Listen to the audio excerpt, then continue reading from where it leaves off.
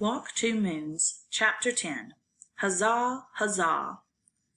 I had just finished telling Gram and Gramps about the mysterious message when Gramps pulled off the freeway.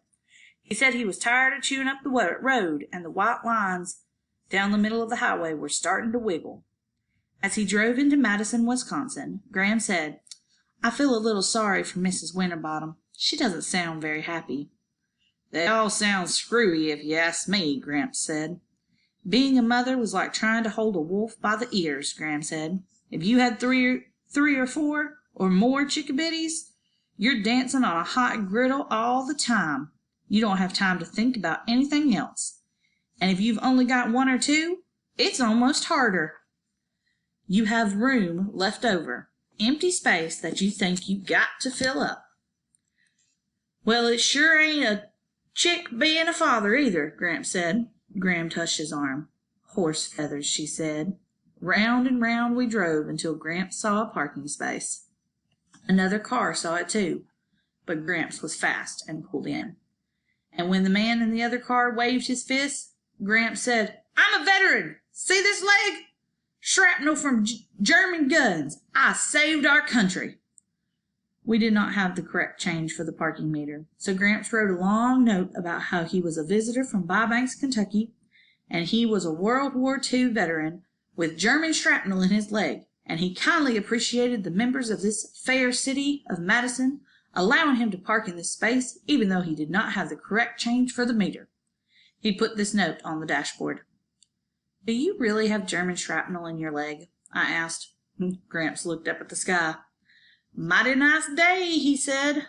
The shrapnel was imaginary. Sometimes I'm a little slow to figure these things out. My father once said I was as gullible as a fish.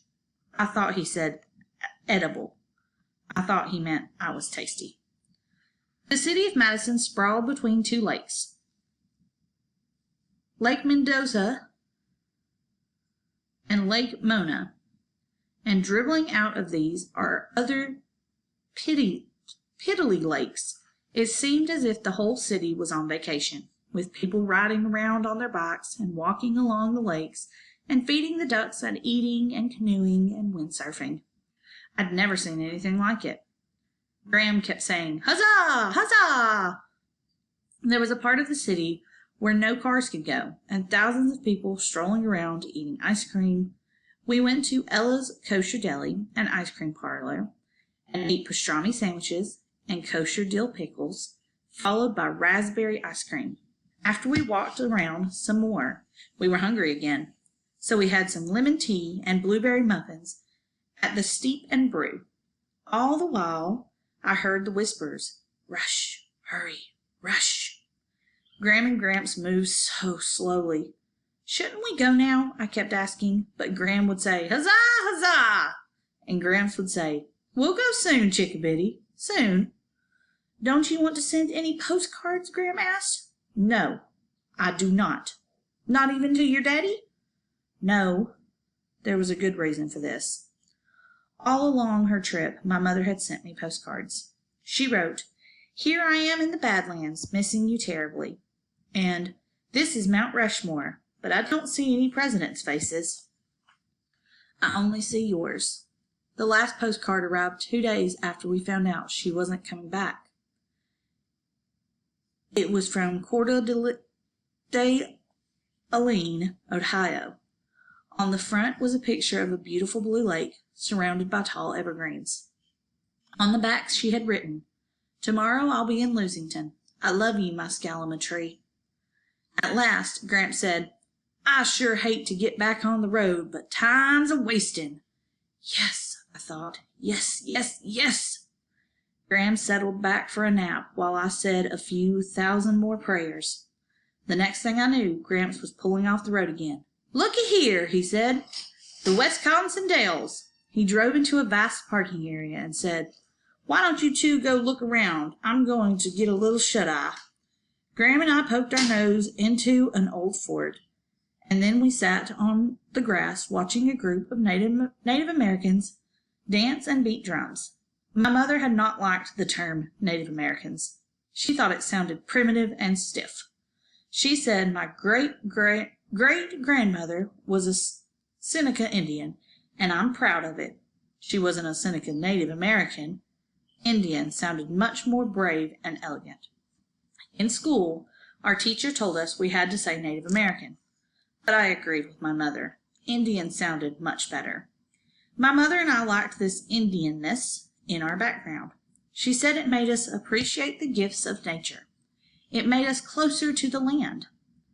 I lay back and closed my eyes, listening to the drum beats. Rush, rush, rush, and the dancers chanting, hurry, hurry, hurry. Someone was jingling bells too, and for a moment I thought of Christmas and sleigh bells. When I opened my eyes again, Gram was gone.